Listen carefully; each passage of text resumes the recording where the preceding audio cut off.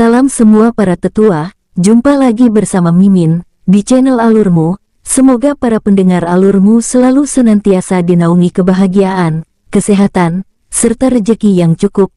Oke, Mimin langsung lanjut ceritanya. Selamat mendengarkan, dan hidupkan imajinasi para tetua. Cerita pun dimulai.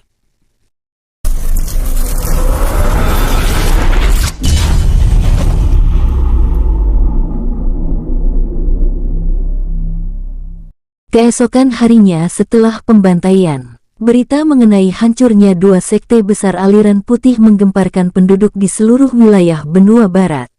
Berbagai sudut tempat tidak henti-hentinya membahas mengenai kehancuran dua sekte tersebut. Berbagai dugaan penyebab hancurnya sekte Halilintar dan sekte Tombak Api mulai mencuat ke permukaan. Banyak yang menduga jika kedua sekte itu diserang oleh aliran hitam yang diam-diam telah membentuk aliansi. Namun, tidak sedikit pula yang mengarahkan dugaan mereka kepada sang leluhur Dewa Naga sebagai pelakunya untuk menghukum kedua sekte besar beraliran putih tersebut. Kehancuran sekte Halilintar dan sekte Tombak Api justru disambut gembira oleh sebagian besar penduduk di benua barat. Keberpihakan mereka kepada pemerintahan Kekaisaran Tang yang semena-mena telah membuat rasa benci tertanam di hati para penduduk. Sementara itu di dalam kamar sebuah penginapan, Ling Jin terlihat telah selesai membersihkan diri. Sedangkan Bao Chun juga telah berada di kamarnya sendiri. Mereka berdua memutuskan untuk beristirahat sejenak setelah menghancurkan sekte Halilintar dan sekte Tombak Api. Gemparnya kabar kehancuran dua sekte besar aliran putih itu juga telah terdengar sampai di telinga Ling Jin dan Bao Chun. Untuk itulah mereka berdua menghentikan pergerakan untuk sementara waktu. Hari yang cukup melelahkan. Ling Jin menghempaskan tubuhnya di atas ranjang. Tatapan kedua mata pemuda tampan itu mengarah ke langit-langit kamar penginapan. Ling Jin teringat akan dirinya yang dulu, di mana pada waktu itu dantiannya masih tersegel. Jangankan menghajar orang-orang yang merendahkan keluarganya, untuk sekedar berkultivasi pun dia tidak mampu dan hanya dapat mengandalkan kekuatan fisiknya saja. Akan tetapi kedua kakek, ayah serta adiknya tetap mau menerima keberadaan Ling Jin. Samar-samar, sebuah senyuman hangat terlukis di wajah tampan pemuda itu. Kakek, ayah, Liner. Terima kasih. Ling Jin memejamkan kedua matanya dan mencoba untuk beristirahat. Namun belum sempat matanya terpejam, sebuah suara terdengar menggelegar di pikiran pemuda itu hingga menggetarkan jiwanya. Anak nakal. Apa kau akan terus membiarkan kakek buyutmu berada di tempat yang membosankan ini sendirian?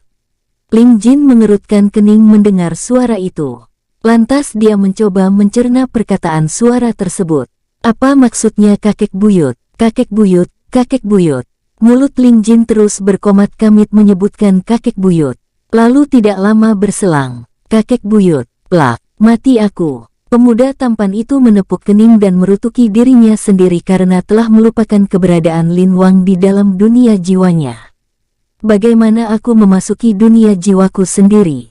Ling Jin bergumam setelah menyadari bahwa dia belum mengetahui cara memasuki dunia jiwanya. Pemuda itu kemudian duduk membentuk sikap kultivasi dan mencari tahu melalui Seng Huo Kuan. Selang beberapa saat, sebuah pengetahuan tergambar dengan jelas di pikiran Ling Jin. Baik itu pengertian dunia jiwa, cara masuk ke dalamnya, serta cara membuat benda-benda di dalam dunia jiwa.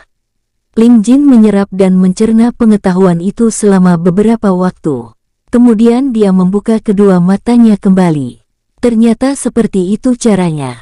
Pemuda tampan itu membatin setelah selesai mencerna pengetahuan yang diberikan Seng Huo Kuan kepadanya. Ling Jin beranjak dari atas ranjang, lalu dia mengedarkan kesadaran spiritual ke dalam jiwanya. Setelah itu, Ling Jin membuat sebuah gerakan tangan dan tidak berselang lama muncul sebuah celah dimensi yang mengeluarkan cahaya putih keemasan dari dalamnya. Berhasil. Pemuda itu tidak dapat menyembunyikan rasa senangnya setelah menciptakan celah dimensi itu hanya dalam sekali percobaan. Tanpa menunggu waktu lama, Ling Jin segera memasuki celah dimensi tersebut dan muncul di sebuah hamparan kosong yang sangat luas sejauh mata memandang. Kedua matanya memperhatikan ke sekeliling hamparan tersebut tanpa berkedip sama sekali. Apa ini yang dinamakan dunia jiwa? Ling Jin membatin seraya berjalan secara perlahan dan terus memperhatikan ke arah sekelilingnya. Hah, lama sekali. Tiba-tiba sebuah suara berat terdengar di kedua telinga pemuda itu. Seekor sugar glider kecil yang tak lain adalah Lin Wang, terlihat tengah melayang tidak jauh dari tempat di mana Ling Jin berada, dengan posisi berbaring di udara dan kepala yang terpangku di atas kedua tangan mungilnya. Lin Wang tampak memejamkan kedua matanya. Kakek buyut, Ling Jin segera melangkahkan kaki menghampiri Lin Wang. Lama-lama aku bisa mati karena bosan berada di tempat kosong ini. Lin Wang menggerutu dengan kedua matanya yang tetap dalam keadaan terpejam. Ling Jin mengerutkan kening mendengar perkataan kakek buyutnya itu. Bosan? Bosan kenapa kek? Tanya pemuda itu. Apa kau tidak melihat tempat ini? Sama sekali tidak ada apa-apa, hanya hamparan kosong yang tidak berguna, jawab Lin Wang bersungut-sungut. Ling Jin tidak melanjutkan perkataannya karena tidak tahu harus menjawab apa. Lin Wang kemudian membuka mata dan melayang tepat di depan wajah Ling Jin dengan melipatkan kedua tangan mungilnya ke belakang tubuh. Sekarang kakek mau kau membuatkan kuil dengdai di sini. Tidak, tepatnya di sebelah sana, ucap Lin Wang seraya menunjuk ke arah suatu area yang terdapat sekumpulan energi kegelapan yang sangat pekat dan mengerikan. Mata Ling Jin melotot lebar-lebar melihat area tersebut. Dirinya baru menyadari akan hal itu. Lalu setelah kembali memperhatikan ke seluruh penjuru, dia tahu jika dunia jiwanya terdapat dua energi berbeda yang terpisah menjadi dua sisi. Di satu sisi terdapat energi putih keemasan melimpah yang sangat menenangkan, sedangkan sisi satunya terdapat energi kegelapan dan kematian yang mengerikan dan menindas. Apa kakek buyut tidak bisa membuatnya sendiri? Tanya Ling Jin sesaat kemudian seraya memegangi dagunya. Plaak, aduh kakek buyut, sakit, ucap Ling Jin sambil mengusap kepalanya. Tangan mungil Lin Wang memukul kepala Ling Jin karena kesal dengan kebodohan cucu buyutnya yang tidak jauh berbeda dengan anaknya, Mo Jin. Apa kau bercanda? Ini adalah dunia milikmu. Jadi hanya kau sendiri yang bisa membuatnya sesuai keinginanmu. Bisa dikatakan kau adalah sang pencipta di dunia jiwamu sendiri, jelas Lin Wang dengan menaikkan suaranya. Aku kan hanya memastikan saja kek. Ling Jin mengusap-usap kepalanya yang terasa panas. Sekarang kita menuju ke sana dan buatkan kakek buyut kuil dengdai. Lin Wang melayang menuju ke bagian area yang terdapat energi kegelapan selepas mengatakan hal itu, dengan diikuti Ling Jin di belakangnya. Tidak berselang lama, keduanya telah sampai di area tersebut. Ling Jin mengarahkan pandangannya ke atas. Tampak langit dunia jiwa pada area kegelapan terdapat jiwa-jiwa yang tidak terhitung jumlahnya, meronta-meronta meminta untuk dibebaskan.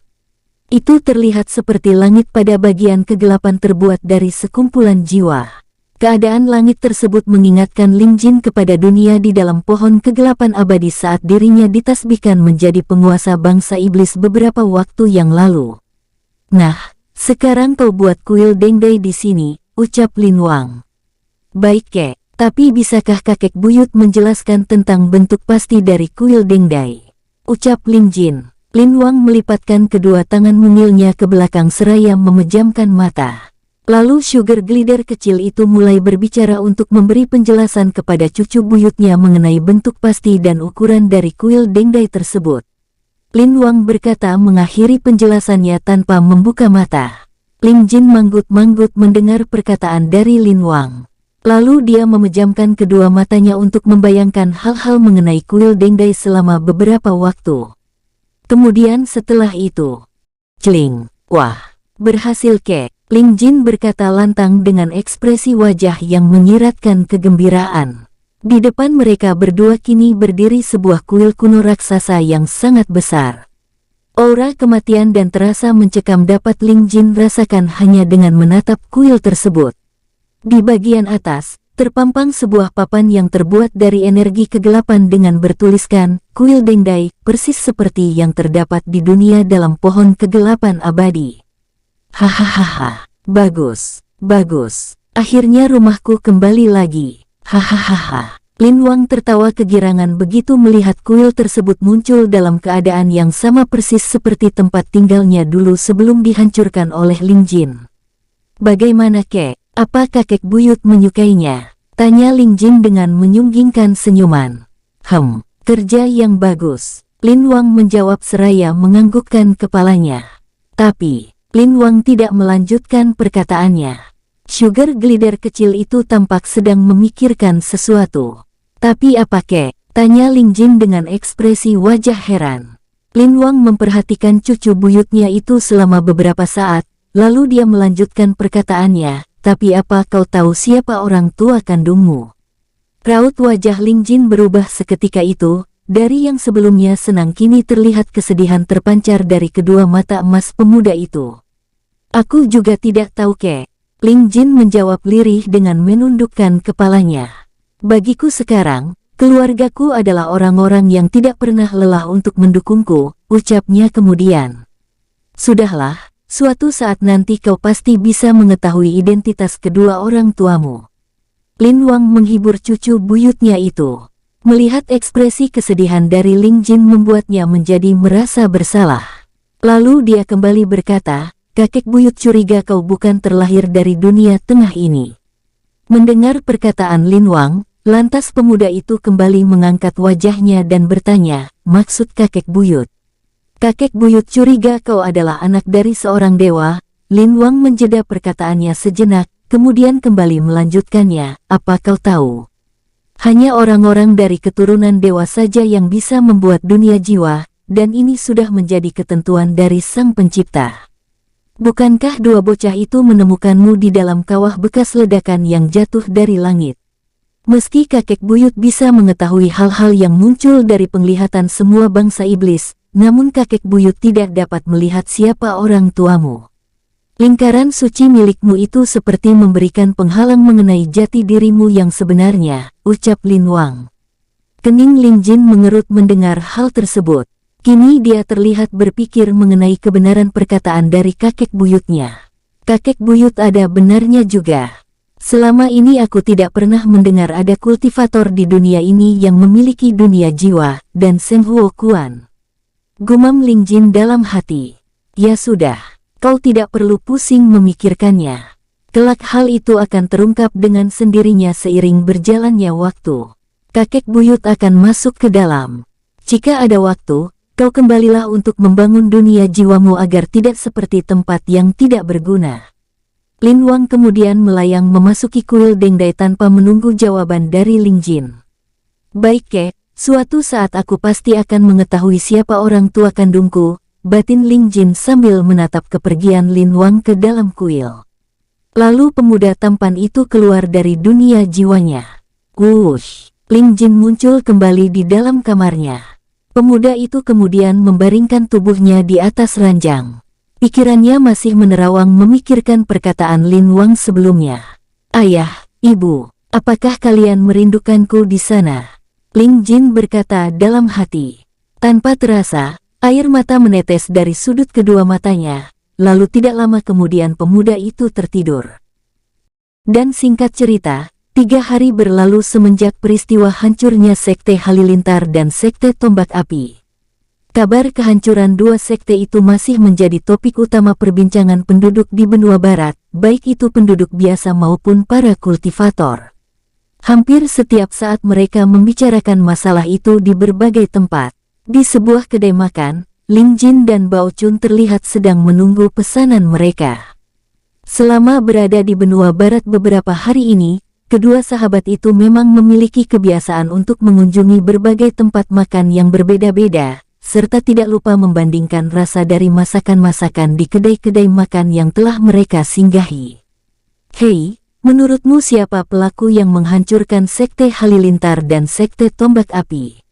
Seorang pengunjung bertanya kepada temannya. Entahlah, sampai beberapa hari ini belum dapat dipastikan. Tapi menurutku, yang melenyapkan dua sekte itu merupakan kelompok yang sangat kuat, jawab temannya seraya menenggak arak yang telah mereka pesan. Apa mungkin yang dikatakan orang-orang, jika pelakunya leluhur Dewa Naga adalah sebuah kebenaran? Mungkin leluhur dewa mengetahui perbuatan dua sekte itu yang mendukung kelaliman pemerintahan kekaisaran, timpal temannya yang lain. Itu bisa juga dijadikan sebagai kemungkinan. Tapi yang pasti, aku justru merasa senang akan kehancuran dua sekte itu. Mengaku aliran putih tapi kelakuan mereka melebihi serigala yang licik, ucap pengunjung tersebut dengan raut wajah penuh kebencian. Ya, aku juga.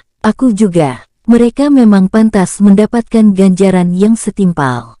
Sementara itu, Ling Jin dan Bao Chun tampak sedang menguping pembicaraan dari beberapa pengunjung tersebut. Dasar mulut. Ling Jin hanya menghela nafasnya tidak berdaya begitu mendengar jika kakeknya turut menjadi bahan perbincangan. Hei Jin, setelah ini, apakah kita akan bergerak lagi? Bao Chun bertanya setengah berbisik agar suaranya tidak terdengar oleh pengunjung kedai tersebut.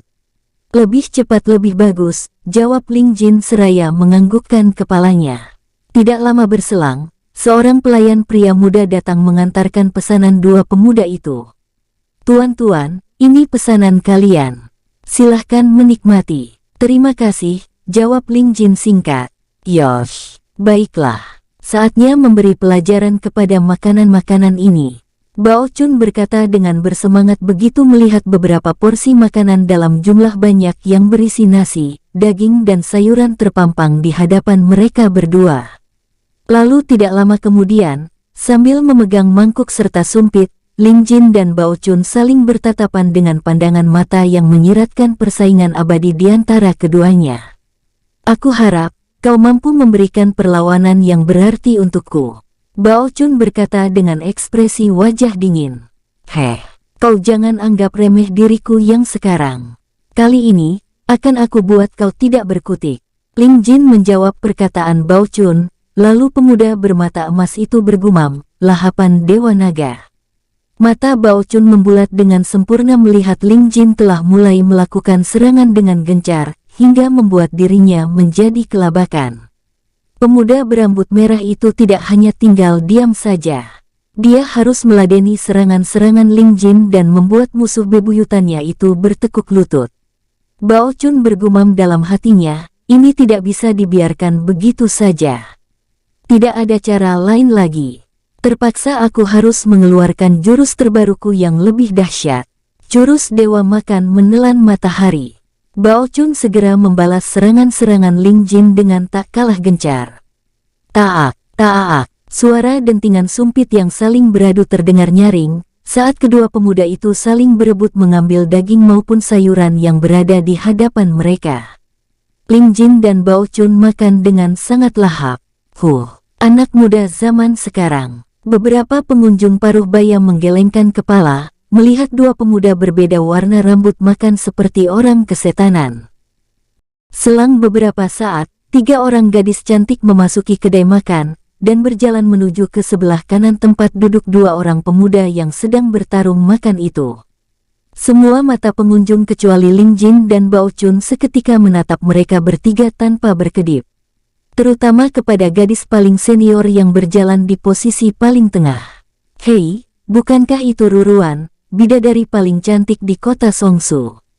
Ucap salah seorang pengunjung dengan tatapan mata penuh kekaguman. Benar, itu Ruruan, bidadari kota Songsu. Kudengar, kabarnya dia telah mencapai tingkat pendekar bumi tahap akhir di usia yang masih muda. Selain sangat cantik, dia juga seorang jenius di sekte bulan suci. Hari ini adalah hari keberuntunganku bisa melihat seorang bidadari. Berbagai komentar terdengar dari mulut para pengunjung tersebut. Ruruan menangkupkan tangan dan menyapa mereka semua dengan ramah, salam paman. Sontak saja semua pengunjung laki-laki seperti melayang ke angkasa mendengar suara halus membelai mereka dengan lembut. Silahkan Nona, silahkan, jawab salah seorang pengunjung dengan wajah berseri-seri. Darah terlihat mengalir dari 2 lubang hidung pengunjung laki-laki itu. Ruruan tersenyum menanggapinya dan kembali melangkahkan kaki menuju tempat duduk bersama kedua gadis yang lain. Kakak, kenapa guru menyuruh kita yang mencari informasi itu? Memangnya tidak ada yang lain apa? Salah seorang gadis menggerutu begitu mereka bertiga duduk. Tidak usah terlalu dipikirkan. Anggap saja ini untuk menambah pengalaman kalian berdua, jawab Ruruan dengan tersenyum. Aku setuju dengan Kakak Ruan. Selain berlatih, kita juga harus mencari pengalaman di luar. Lagi pula, tugas kita hanya untuk mencari informasi saja, timpal gadis yang lainnya. Tidak lama kemudian, seorang pelayan laki-laki bermata sipit mendatangi meja mereka. Permisi Nona, apa yang mau kalian pesan? Berikan kami teh dan makanan ringan paman, jawab Ruruan seraya menyunggingkan senyum yang hangat. Baik Nona, akan saya siapkan, pelayan itu berkata dengan gembira. Lalu dia segera beranjak untuk menyiapkan pesanan ketiga gadis cantik itu. Lihat, Nona Ruruan tersenyum padaku. Hahaha. Pelayan itu tertawa kegirangan seraya menyabetkan kain lap yang berada di pundaknya kepada salah seorang pengunjung. Hahaha, dewa benar-benar memberkatimu hari ini. Pengunjung tersebut turut tertawa menanggapi perkataan pelayan itu. Sementara itu di arena pertempuran, Ling Jin dan Bao Chun terlihat sudah tidak membabi buta lagi. Kini mereka berdua mengambil lauk secara perlahan dan mengunyahnya dengan anggun, bak seorang bangsawan besar. Mengetahui ada 3 gadis cantik duduk di dekat meja mereka, tentu Ling Jin dan Bao Chun terpaksa harus menghentikan pertempuran untuk menjaga wibawa di mata ketiga gadis cantik tersebut. Nona Ruruan, ini pesanan Anda. Pelayan bermata sipit tadi berkata dan menata pesanan mereka bertiga di atas meja.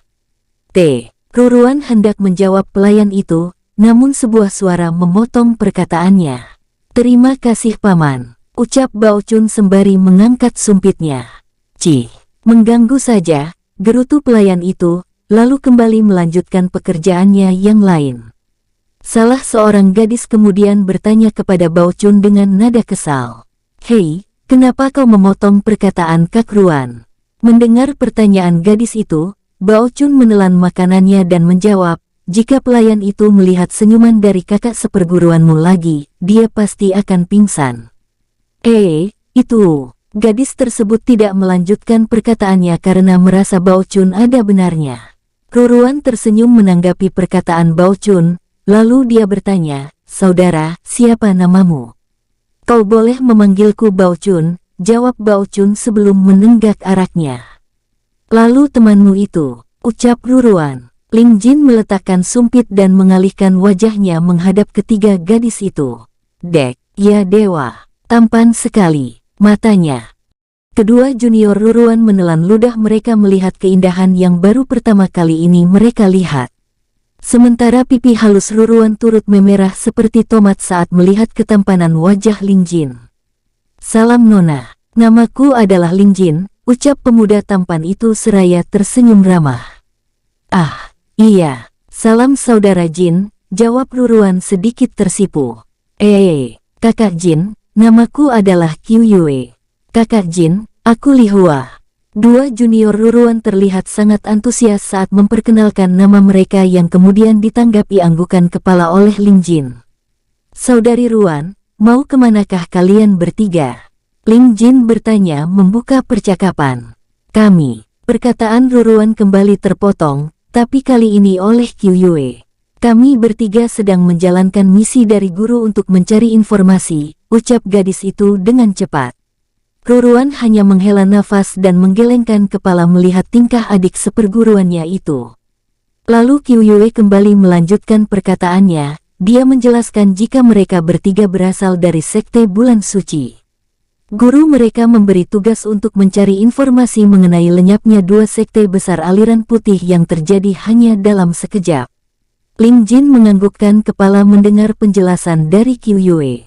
Kemudian seraya memegangi dagunya, pemuda itu berkata, "Kudengar 2 sekte itu berpihak kepada kekaisaran." Kau benar saudara Jin. Kami juga tidak menyangka mereka berkhianat kepada aliran putih. Secara kekaisaran didukung penuh oleh aliran hitam, ucap Ruruan. Sebenarnya, kaisar memaksa kami untuk turut bergabung dan mengancam akan menghancurkan sekte kami, jika kami tidak menyetujuinya. Namun sampai sekarang, Tetua Agung tetap pada pendiriannya jika sekte Bulan Suci lebih baik hancur daripada harus mengkhianati aliran putih, imbuh gadis cantik itu mengakhiri penjelasannya. Kebetulan, Ling Jin membatin dengan licik. Kemudian dia menanggapi penjelasan Ruruan, "Saudari Ruan, jika diperbolehkan kami ingin berkunjung ke Sekte Bulan Suci. Aku mau membahas sesuatu dengan tetua agung kalian." Ruruan menganggukkan kepalanya. "Baik Saudara Jin. Hanya saja, selain perempuan tidak ada yang diperbolehkan untuk masuk ke dalam. Itu sudah menjadi peraturan sekte." "Tidak masalah," ucap Ling Jin singkat. Setelah beberapa waktu, akhirnya mereka memutuskan berangkat ke Sekte Bulan Suci pada saat itu juga setelah Ling Jin membayar pesanan mereka semua. "Saudari Ruan, apa letak Sekte Bulan Suci jauh dari sini?" tanya Ling Jin sembari melangkahkan kaki bersama yang lainnya menyusuri jalanan hutan dekat kota Songsu. "Tidak terlalu jauh, hanya membutuhkan sehari penuh dengan berjalan kaki," jawab Ruruan. Dengan tingkat praktiknya yang belum mencapai ranah langit, tentu dirinya juga belum bisa untuk terbang. "Terlalu lama jika harus menunggu sehari penuh," gumam Ling Jin dalam hati. "Ah, Saudari Ruan, bisakah kau memberikanku ingatan mengenai letak Sekte Bulan Suci?" tanya Ling Jin kemudian. Gadis cantik itu mengerutkan kening merasa terheran mendengar permintaan Ling Jin. Namun tidak dia temukan tanda-tanda yang mencurigakan dari raut wajahnya. Akhirnya dia menganggukkan kepala menyanggupinya. Ling Jin sedikit menundukkan kepalanya mendekat ke wajah Ruruan. Jantung gadis itu terasa berdegup hingga membuatnya sedikit gugup menyaksikan ketampanan yang berada tepat di depan wajahnya. Lalu Ruruan segera menyentuh kening Ling Jin dengan jari telunjuknya dan menyalurkan ingatannya mengenai letak Sekte Bulan Suci. "Baik, sekarang kalian semua berpegangan tanganlah," ucap Ling Jin. Walaupun merasa bingung dengan maksud Ling Jin, namun pada akhirnya ketiga gadis itu menuruti perkataannya. Setelah itu, Ling Jin menyentuh bahu Bao Chun beserta Ruruan dan kedua juniornya. Lalu, mereka menghilang saat itu juga dan muncul tidak jauh dari pintu gerbang Sekte Bulan Suci dalam sekejap. Baik itu Ruruan maupun kedua juniornya begitu terkejut ketika mendapati mereka telah tiba di sekitaran Sekte Bulan Suci hanya dalam satu kedipan mata. "Kakak Jin membawa kita menghilang," pekik Qiu Yue. Sementara Li Hua yang terlihat begitu tertegun, lalu dia mencubit kedua pipinya untuk memastikan jika dirinya sedang tidak bermimpi. "Saudara Jin, kau..." Ruruan tidak melanjutkan kata-katanya. Dia terlalu terkejut untuk mengalami hal yang seperti ini dengan sangat mendadak. "Kalian tidak perlu terkejut seperti itu. Sekarang tolong antarkan aku menemui Tetua Agung Sekte Bulan Suci, waktuku tidak banyak," ucap Ling Jin sesaat kemudian. "Baik, mari aku antarkan kalian," jawab Ruruan. Gadis cantik itu kini menyadari jika Ling Jin bukanlah orang sembarangan. Entah kebetulan atau tidak, saat itu Sekte Bulan Suci juga tengah dikunjungi oleh seorang pria tua dengan memakai jubah hijau kehitaman. Pria itu terlihat sedang berbincang-bincang dengan wanita paruh baya di depan pintu gerbang sekte. Saudara Jin itu adalah nenekku Mingsu, Tetua Agung Sekte Bulan Suci. Kebetulan sekali, Ruruan berkata dengan wajah cerah saat melihat neneknya. Ruruan segera berjalan menghampiri Mingsu diikuti Ling Jin beserta yang lainnya. "Nenek," sapa gadis cantik itu. Mingsu yang tengah berbincang dengan pria tua itu mengalihkan pandangan begitu ada suara yang terdengar memanggil namanya, yang tak lain adalah suara cucu kesayangannya Ruruan. "Ruaner, bukankah kalian sedang menjalankan misi dari guru kalian?" "Lalu, mereka berdua?" tanya Mingsu dengan ekspresi wajah keheranan. "Nenek, perkenalkan, ini adalah saudara Ling Jin, sedangkan yang ini saudara Bao Chun." Ruruan memperkenalkan mereka berdua kepada neneknya. "Salam Tetua Agung," ucap Ling Jin seraya sedikit membungkukkan badannya. "Ada tamu rupanya," sahut pria tua berjubah hijau tersebut. Ling Jin tersenyum menanggapinya dan menjawab, "Salam, Yu Baili, Patriark Sekte Harimau Selatan," timpal pria tua itu. "Salam Patriark," ucap Ling Jin. Ruruan beserta kedua juniornya mendekati Mingsu, lalu Ruruan berkata, "Nek, saudara Jin ingin bertemu dengan nenek. Katanya ada hal yang ingin dia bahas." Mingsu mengerutkan kening, ada hal yang ingin dibahas. Ruruan menganggukkan kepala. Nak Lingjin, apakah benar yang dikatakan cucuku? Tanya Mingsu. Benar Tetua Agung. Aku ingin meminta bantuan kalian, jawab Lingjin dengan tersenyum hangat. Ketampanan nirwana. Ya dewa, manusia apakah dirinya? Qiuyue dan Li Hua membatin ketika menyaksikan senyuman Lingjin. Tak henti-hentinya mereka berdua memandangi wajah pemuda itu ketika berbicara tanpa mengedipkan mata. Meminta bantuan. Bantuan apa yang bisa kami berikan nak? Tanya Mingsu. Tetua Agung, kami ingin tahu letak ketujuh sekte besar aliran hitam yang selama ini menjadi pendukung kekaisaran Tang, jawab pemuda itu. Mingsu kembali mengerutkan kening, tapi untuk apa kau ingin mengetahui letak ketujuh sekte itu nak Lingjin? Lingjin tersenyum selama sesaat, kemudian jawaban yang keluar dari mulut pemuda tampan itu selanjutnya membuat semua yang berada di depan pintu gerbang sekte kecuali Bao Chun seperti tersambar petir di siang bolong. Tetua Agung, aku dan temanku ingin menghancurkan kekaisaran Tang beserta ketujuh sekte besar aliran hitam itu. Apa? Semua orang kecuali Bao Chun terpekik histeris setelah mendengar jawaban tidak masuk akal yang dilontarkan oleh Lingjin dengan entengnya. Nak, kau jangan bercanda, kata Mingsu. Benar nak Lingjin, kekuatan mereka bukanlah sesuatu yang bisa dipandang remeh, sahut Yu Baili. Lingjin hanya tersenyum ringan menanggapi kekagetan mereka semua. Pemuda tampan itu memaklumi hal tersebut. Tetua Agung, Patriark, kalian tidak perlu khawatir. Jika aku sudah memutuskan untuk menghancurkan mereka, maka aku pastikan mereka akan hancur. Nak Lingjin, kau jangan main-main dengan perkataanmu. Meskipun kalian adalah teman dari cucuku, tapi aku rasa perkataanmu itu terlalu berlebihan, ucap Mingsu. Beginilah nasib jika menjadi kultivator yang tidak terkenal. Bao Chun menghela nafasnya dengan tidak berdaya begitu mendengar perkataan dari kedua orang tua itu. Apa kalian sudah mendengar kabar kehancuran dua sekte terkuat aliran putih beberapa hari yang lalu? Ucapnya kemudian. Ya, kami mendengarnya nak Chun. Namun, sampai sekarang pelaku yang melenyapkan kedua sekte itu belum dapat dipastikan, jawab Yu Baili. Mau dicari kemanapun juga tidak akan ketemu. Pelaku yang kalian maksud sekarang sedang berada di sini, ucap Bao Chun. Ruruan beserta yang lain bingung dengan perkataan pemuda berambut merah itu, lalu mereka melihat ke sekeliling sekte bulan suci, namun tidak mereka dapati pelaku yang dimaksud oleh Bao Chun selain keberadaan mereka di depan pintu gerbang sekte dan beberapa murid yang sedang berjaga. Pelaku yang menghancurkan dua sekte itu adalah kami berdua, lanjut Bao Chun lagi. Apa? Kalian berdua? Tanya Mingsu terkejut dengan raut wajah yang menampakkan keraguan. Benar Tetua Agung, kamilah pelaku yang selama ini kalian maksud. Lingjin menjawab keraguan Mingsu. Tapi, bagaimana mungkin kalian bisa melakukannya nak Lingjin? Yu Baili turut bertanya karena dirinya juga merasa ragu dengan perkataan pemuda itu. Sejenak, Lingjin tersenyum penuh arti. Dia melayang ke udara secara perlahan dan memejamkan kedua mata selama beberapa saat lalu mengedarkan ki ke seluruh tubuhnya.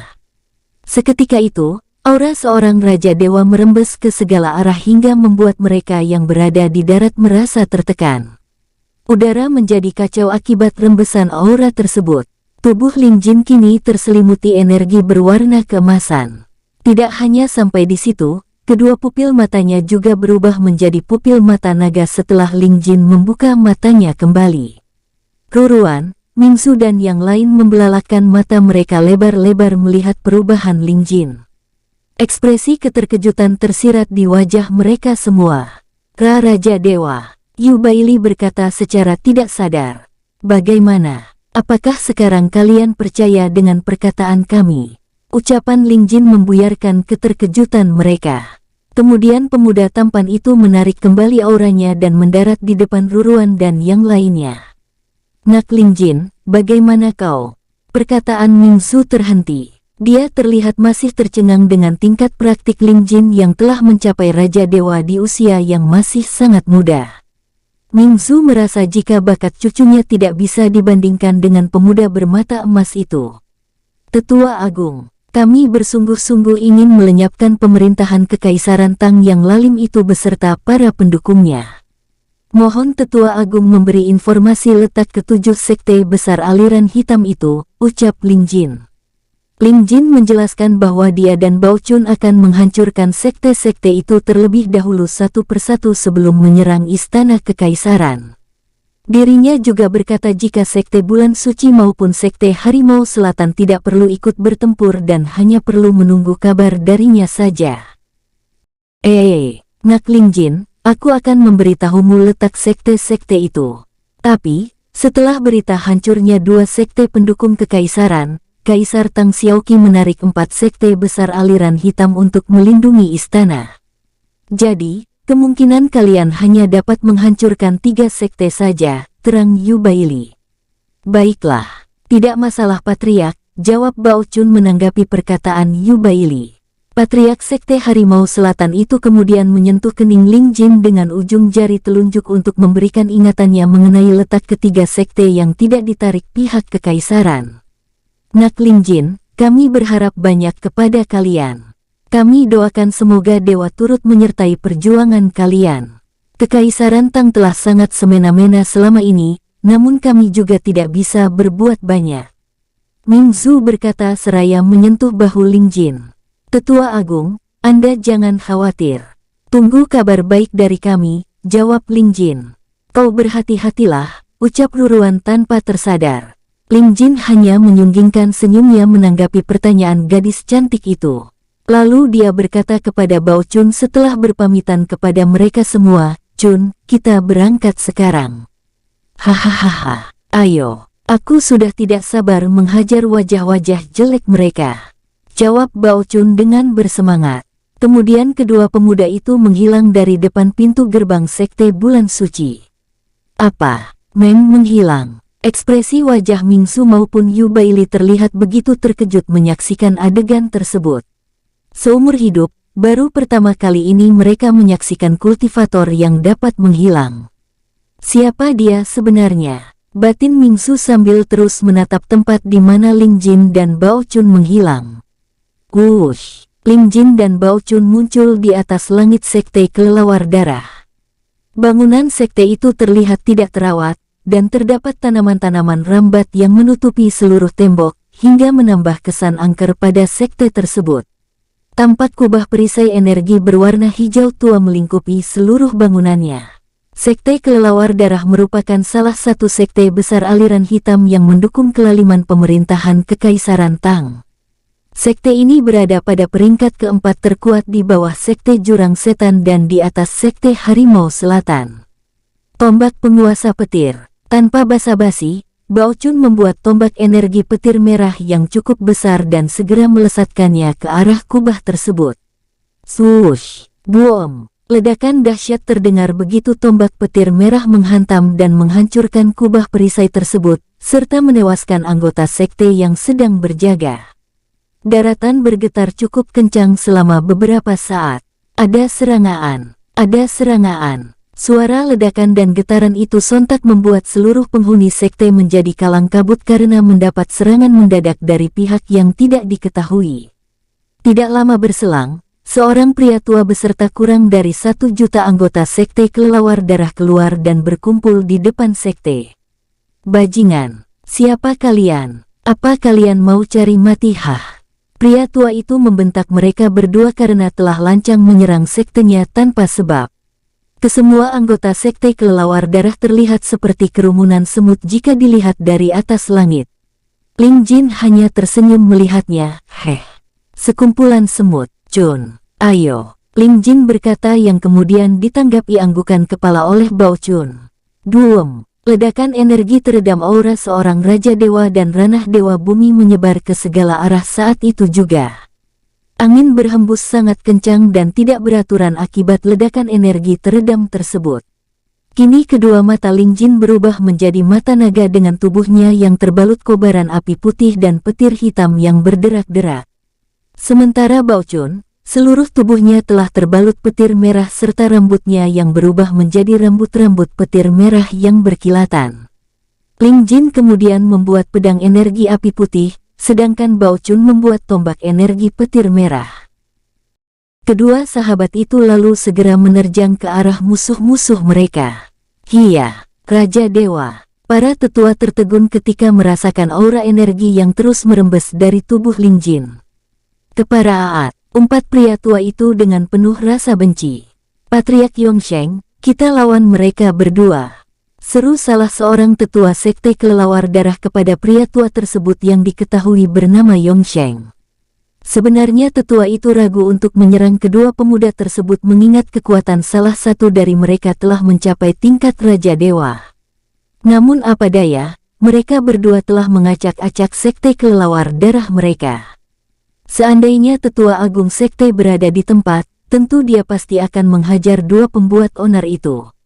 Yongsheng menganggukkan kepala dan segera mengedarkan ki ke seluruh tubuh. Aura ranah dewa langit tahap kedua merembes dari dalam tubuhnya. Lalu, dia membuat sebuah senjata energi berupa dua pisau besar, yang dikaitkan dengan rantai energi. Kemudian Yongsheng segera melesat ke atas untuk menyambut serangan kedua pemuda itu. 8 tetua sekte kelelawar darah tidak tinggal diam, mereka mengeluarkan senjata masing-masing dan menyalurkan ki ke dalamnya. Sesaat setelahnya, ke-8 tetua yang semuanya berada di tingkat ranah dewa bumi tahap ketiga tersebut melesat ke atas untuk membantu patriark mereka. Namun, baru saja ke-9 petinggi sekte kelelawar darah itu terbang ke udara, Ling Jin melesatkan pedang api putih ke arah mereka. Sial, cepat buat perisai energi, perintah Yongsheng kepada para tetuanya. Yongsheng beserta 8 tetua segera membuat sebuah perisai energi gabungan untuk menahan laju pedang api putih itu.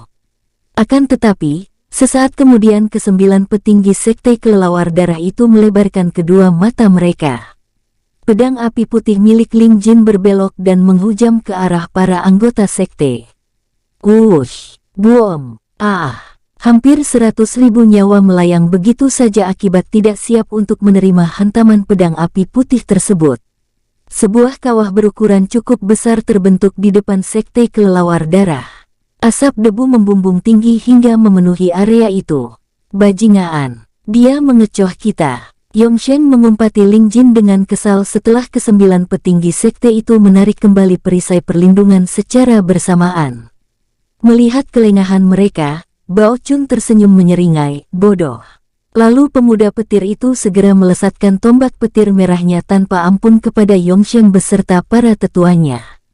Wush! Yongsheng merasakan firasat buruk yang datang dari arah belakang mereka.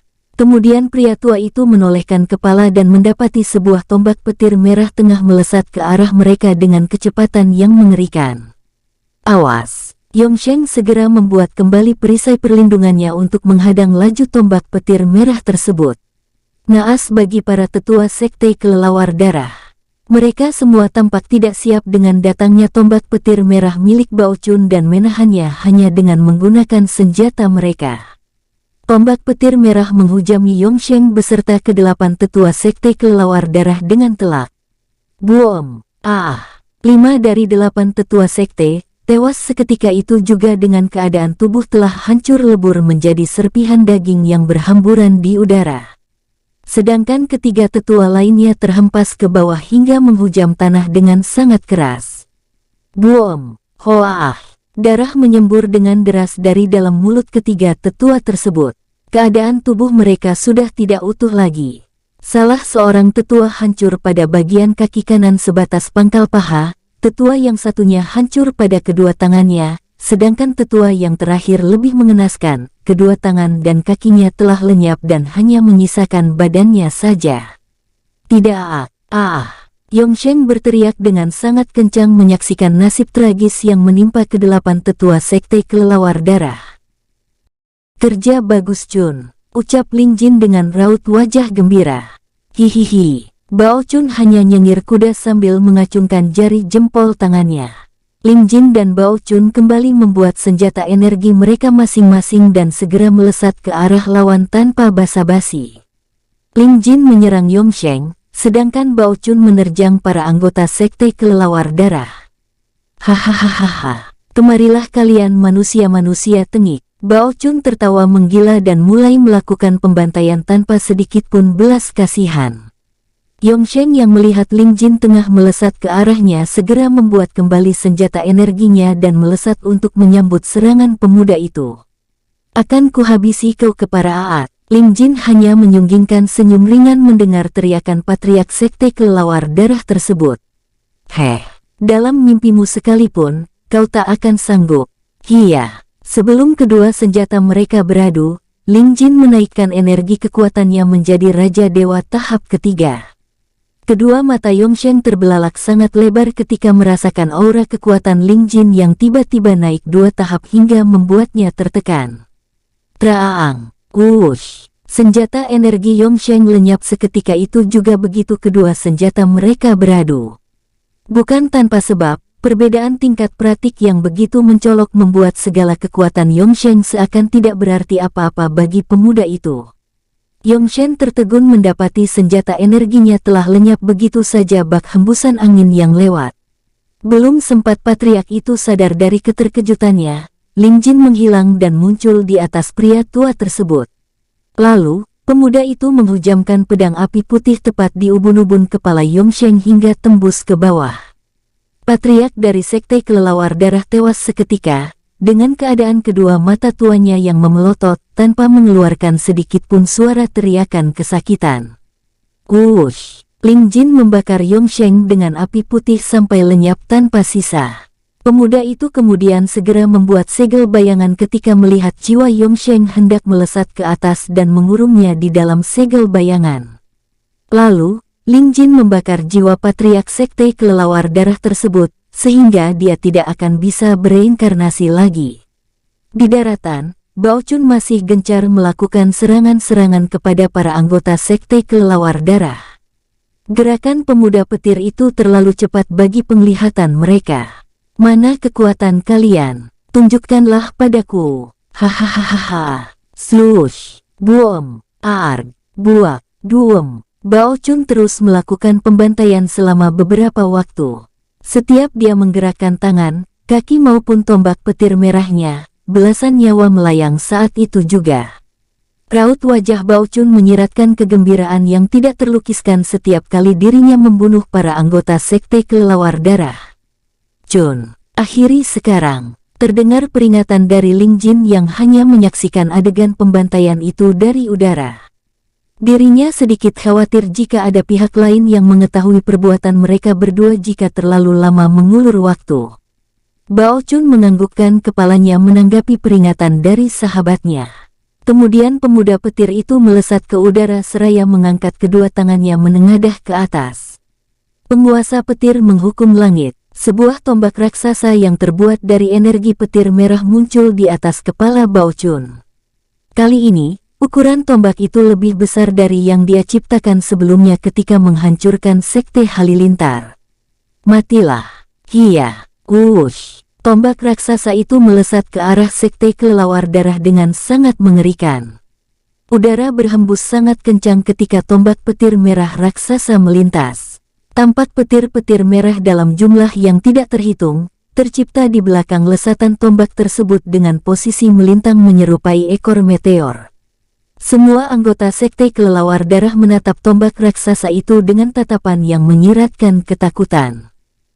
Ingin sekali mereka melesat menjauh untuk menghindari tombak tersebut, namun tekanan aura yang dikeluarkan tombak petir merah raksasa milik Bao Chun membuat mereka semua tidak dapat menggerakkan tubuh sama sekali. Hingga sesaat kemudian, tombak petir merah raksasa menghujami sekte kelelawar darah beserta semua anggotanya tanpa terkecuali, hingga menyebabkan ledakan yang sangat dahsyat. Boom! Semua anggota sekte kelelawar darah tewas seketika, beserta seluruh bagian bangunan sekte yang lenyap tanpa menyisakan apapun. Hanya terlihat sebuah kawah besar yang menganga lebar, setelah asap debu menghilang, akibat hujaman tombak petir merah raksasa milik Bao Chun. Bao Chun lalu melesat menghampiri Ling Jin. Sekte mana yang akan kita hancurkan selanjutnya, Jin? Tanya pemuda itu setelah menormalkan kembali tubuhnya. Kita kembali dulu ke Sekte Bulan Suci untuk memperingatkan mereka agar tidak membuat pergerakan dan tidak melakukan penyelidikan apapun. Ling Jin menjawab yang kemudian ditanggapi anggukan kepala oleh Bao Chun. Lalu, kedua sahabat itu menghilang dari atas langit Sekte Kelelawar Darah yang telah terhapus dari peta Kekaisaran Tang, menyusul Sekte Halilintar dan Sekte Tombak Api. Dan Mimin geser ceritanya di Sekte Bulan Suci. Ruaner, di manakah kalian bertiga kenal dengan dua pemuda itu? Ming Zu bertanya kepada Ruruan selepas menyesap tehnya. Kami bertemu dengan mereka di kedai makan Nek, saat kami beristirahat setelah melakukan perjalanan, jawab Ruruan. Saat ini dia dan Ming Zu tengah bercengkerama di dalam kamar Ruruan setelah Patriark Yu Baili pamit untuk kembali ke sektenya. Ming Zu masih sangat penasaran dengan identitas kedua pemuda yang datang mengunjungi sekte bersama cucunya. Dirinya merasa bahwa mereka bukanlah sekedar dua sosok biasa. Nenek akui Nak Ling Jin benar-benar seorang pemuda yang sangat jenius. Sebelumnya, nenek mengira jika Xin Chen adalah jenius di seluruh dunia tengah ini. Hah, anak itu membuat nenek merasa seperti seekor katak dalam tempurung. Ming Zu menghela nafasnya mengingat tekanan aura yang terpancar dari tubuh Ling Jin. Nenek benar, saudara Ling Jin benar-benar mengagumkan. Dia bahkan bisa menghancurkan dua sekte besar hanya bersama dengan saudara Bao Chun saja. Aku rasa, kekuatan dari saudara Bao Chun pasti juga tidak sembarangan. Ruruan menjawab seraya menopangkan dagunya. Tidak lama berselang, terdengar pintu kamar Ruruan diketuk dari luar.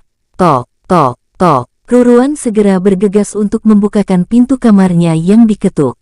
Seorang murid perempuan terlihat di depan pintu kamar gadis cantik itu. Maaf Senior Ruan, ada dua orang pemuda yang ingin bertemu dengan Tetua Agung. Murid perempuan itu menyampaikan kedatangan mereka kepada Ruruan. Dua orang pemuda, jangan-jangan. Ruruan tidak melanjutkan gumamannya. Lalu dia berkata kepada murid perempuan tersebut, terima kasih, akan aku sampaikan kepada nenek.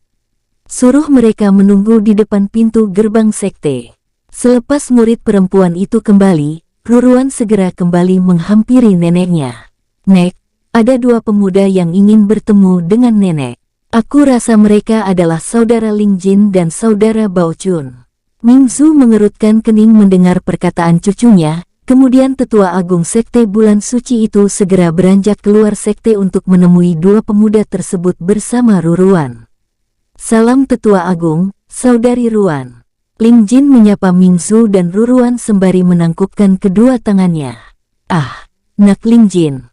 Bagaimana? Apa kalian berdua sudah menemukan lokasi sekte-sekte itu? Ming Zu menanggapi sapaannya dengan melayangkan pertanyaan. Masalah itu Tetua Agung tidak perlu khawatir. Kami berdua sudah melenyapkan sekte Kelelawar Darah, sahut Bao Chun. Apa? Kedua perempuan berbeda generasi itu terkejut mendengar perkataan Bao Chun. Melenyapkan sekte hanya dalam waktu yang singkat. Seperti itulah pertanyaan yang kini muncul di benak Ming Zun dan Ruruan. Saudara Chun, apa kau serius dengan perkataanmu? Bukankah belum lama kalian berdua pergi untuk mencari lokasi sekte-sekte aliran hitam itu? Ruruan bertanya dengan raut wajah yang masih menunjukkan keterkejutan. Itu benar Saudari Ruan. Aku dan Bao Chun memang telah menghancurkan salah satu dari sekte-sekte itu. Ling Jin menjawab menanggapi pertanyaan dari Ruruan. Lalu dia kembali melanjutkan perkataannya. Pemuda bermata emas itu menyampaikan perihal kedatangan mereka, untuk meminta Sekte Bulan Suci agar tidak melakukan pergerakan untuk sementara waktu dan bertindak seolah-olah mereka tidak mengetahui kabar kehancuran Sekte Kelelawar Darah. Tetua Agung, di mana Patriark Yu Baili? Bukankah tadi beliau sedang berbincang dengan Anda? Tanya Ling Jin sesaat kemudian. Dia sudah kembali ke sektenya beberapa saat yang lalu Nak Ling Jin. Jika kau ada pesan untuknya, nanti biar murid-muridku yang akan menyampaikan pesan darimu, jawab Ming Zu. Ah, tidak perlu Tetua Agung, terima kasih. Kami akan menemui beliau sendiri. Aku ingin. Ternyata kalian berdua benar-benar berada di sini. Sebuah suara memotong perkataan pemuda tampan itu. Seketika Ling Jin dan yang lainnya mengalihkan pandangan menuju ke arah sumber suara. Kedua mata Ling Jin maupun Bao Chun membulat saat melihat seorang pemuda berambut biru berjalan menghampiri mereka semua dengan memegang sebuah kipas. King Long, guru tampan. Ling Jin dan Bao Chun berseru secara bersamaan.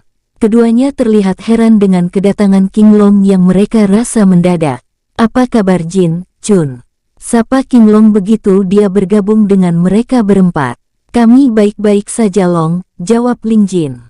Guru tampan, bukankah kau sedang berada di penginapan Paman Bing? Lalu kenapa kau bisa berada di tempat ini? Bao Chun bertanya dengan mengerutkan keningnya. Plak, aduh, apa guru tampanmu ini tidak boleh menemui kalian berdua? Jawab King Long seraya memukulkan kipasnya ke kepala Bao Chun. Guru, bisakah kau tidak memukulku di depan wanita? Bao Chun menggerutu sambil memegangi kepalanya.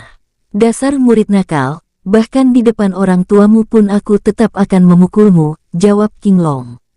Seketika itu, raut wajah Bao Chun berubah menjadi murung mengingat kedua orang tuanya yang telah tiada. Kesempatan untuk membahagiakan mereka sudah tidak bisa dia dapatkan lagi. Ibu, ayah, pemuda berambut merah itu bergumam lirih seraya menundukkan kepalanya. King Long menghela nafas melihat kemurungan yang kini tengah melanda muridnya itu.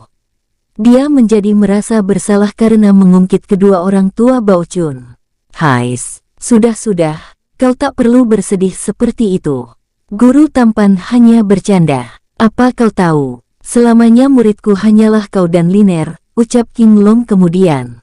Benarkah guru tampan? Bao Chun kembali mengangkat wajahnya mendengar perkataan King Long. Guru tampan tidak akan mengangkat murid lagi. King Long berkata dengan melipatkan kedua tangan ke belakang. Hahaha, terima kasih guru tampan. Itu artinya aku adalah murid kesayanganmu. Bao Chun memeluk gurunya dengan ekspresi wajah yang berubah menjadi ceria. Mendengar pernyataan dari King Long membuat pemuda berambut merah itu merasa hidupnya menjadi sedikit lebih berarti. Ya, terserah kau mau bilang seperti apa. King Long mengendikkan matanya dengan malas. Saudara Ling Jin, dia. Ruruan menunjuk ke arah King Long dengan raut wajah yang menyiratkan pertanyaan. Ling Jin tersenyum, Saudari Ruan. Dia adalah temanku, King Long. Salam Saudari Ruan. King Long menyapa gadis cantik itu yang kemudian ditanggapi anggukan kepala oleh Ruruan. Bibir Mingzu berkedut menatap pemandangan yang menurutnya tidak biasa itu, di mana tiga orang pemuda berdiri di hadapannya dengan warna rambut yang berbeda-beda dan terlihat sangat meriah. Long, sekarang ceritakan padaku kenapa kau bisa berada di sini. Apa ini hanya sebuah kebetulan saja? Ling Jin bertanya setelah beberapa saat berselang. Masalah itu, sebenarnya bukanlah kebetulan. Aku sengaja menyusulmu ke sini untuk memberitahukan suatu hal yang sangat penting, jawab King Long. Tampak ekspresi pemuda berambut biru itu berubah serius ketika mengatakan hal tersebut. Jin, beberapa waktu yang lalu, aku merasakan suatu perasaan yang sangat tidak nyaman, ucap King Long. Ling Jin mengerutkan kening mendengar perkataan King Long, lalu pemuda bermata emas itu bertanya, perasaan tidak nyaman. King Long menganggukkan kepalanya. Perasaan itu ada sangkut pautnya denganmu Jin.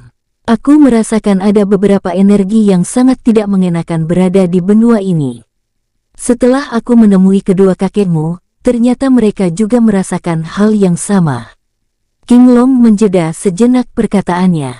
Kedua kakekmu lalu menyuruhku untuk mencarimu untuk memberitahukan kabar ini. Mereka juga mengizinkanku turun tangan langsung membantumu, imbuhnya seraya menyerahkan kalung milik Ling Jin. Ling Jin menerima kalung itu dengan raut wajah keheranan. Dia masih belum mengerti akan maksud perkataan King Long. Guru tampan, apa itu berarti kau akan ikut bertarung? Sahut Bao Chun dengan wajah yang antusias. King Long menganggukkan kepala menanggapi pertanyaan dari muridnya itu. Ya, ini akan terasa lebih menyenangkan. Aku tidak sabar melihat kemampuan guru. Hahaha. Bao Chun bersorak kegirangan mengetahui guru tampannya akan ikut serta dalam pertempuran. Nak King Long, apa maksud perkataanmu? Apa hal itu merupakan sesuatu yang buruk? Mingzu turut bertanya karena dirinya juga terlihat masih belum begitu paham akan maksud pemuda berambut biru itu. Nyonya. Qinglong tidak melanjutkan perkataannya. Mingzu, Tetua Agung Sekte Bulan Suci, dan ini cucuku, Ruruan. Mingzu memperkenalkan diri beserta cucunya sekaligus. Oh, mohon dimaafkan atas ketidaktahuanku ini. Qinglong berkata seraya sedikit membungkukkan badannya. Tidak masalah nak Qinglong. Lalu mengenai maksud perkataanmu tadi. Mingzu kembali menanyakan hal yang sama. Tetua Agung, yang aku maksudkan tadi lebih dari sekedar keburukan. Qinglong menjawab seraya mengipasi wajahnya secara perlahan. Lebih dari keburukan? Tanya Mingzu setengah terkejut yang ditanggapi anggukan kepala oleh Qinglong. Guru, kau jangan khawatir. Aku dan Ling Jin pasti dapat mengatasinya. Jadi guru tampan tenang saja. Bao Chun menyela sambil membusungkan dadanya. Chun, kau jangan menganggap remeh sesuatu yang belum kau ketahui. Qinglong memperingatkan Bao Chun dengan nada dingin. Bab baik guru, aku minta maaf. Bao Chun menundukkan kepala dan merutuki kebodohannya. Kemudian Qinglong mengalihkan pandangan kepada Ling Jin. Jin, apa rencanamu saat ini? Kakekmu berkata padaku jika kalian kemari untuk bersenang-senang. Aku dan Bao Chun sedang dalam misi menaklukkan Kekaisaran Tang. Kami sudah melenyapkan 2 sekte besar aliran putih dan 1 sekte aliran hitam. Kami menghancurkan mereka satu persatu sebelum menyerang langsung ke Istana Kekaisaran. Ling Jin menjawab sekaligus menjelaskan rencananya bersama Bao Chun selama ini. Qinglong mengerutkan kening mendengar penjelasan Ling Jin. Kenapa kau ingin menyerang kekaisaran itu Jin? Tanya Qinglong kemudian. Itu benar guru. Kami melakukan hal ini karena Tang Xiaoqi, penerus Kaisar Tang Wuqing telah menyalahgunakan kekuasaannya untuk memeras rakyat di benua barat ini. Selain itu, aku dan Ling Jin ingin menyerang balik mereka yang telah berani menyatakan perang terhadap Kekaisaran Han. Bao Chun menyela dengan menggebu-gebu. Qinglong hanya menggelengkan kepala melihat Bao Chun. Lalu sesaat kemudian, dia menyunggingkan senyum seraya berkata, baiklah. Jika memang seperti itu aku akan mendukungnya. Long, saat ini aku dan Bao Chun hanya dapat melenyapkan 2 sekte yang tersisa karena 4 sekte hitam lainnya telah ditarik oleh Istana Kekaisaran menyusul kabar hancurnya 2 sekte besar aliran putih yang mendukung mereka, terang Ling Jin. Qinglong memegangi dagunya mendengar hal tersebut. Dia tampak tengah memikirkan sesuatu selama beberapa saat. Aku ada rencana, ucapnya kemudian. Rencana? Rencana apa Long? Ling Jin mengerutkan keningnya. Rasa penasaran menyeruak di dada pemuda bermata emas itu. Qinglong tersenyum misterius menanggapi pertanyaan Ling Jin sebelum berkata. Kita hancurkan langsung induknya, ucap Qinglong dengan senyum dingin di wajahnya. Bersambung, sampai ketemu di episode selanjutnya. Semoga kalian semua selalu terhibur, dan terima kasih.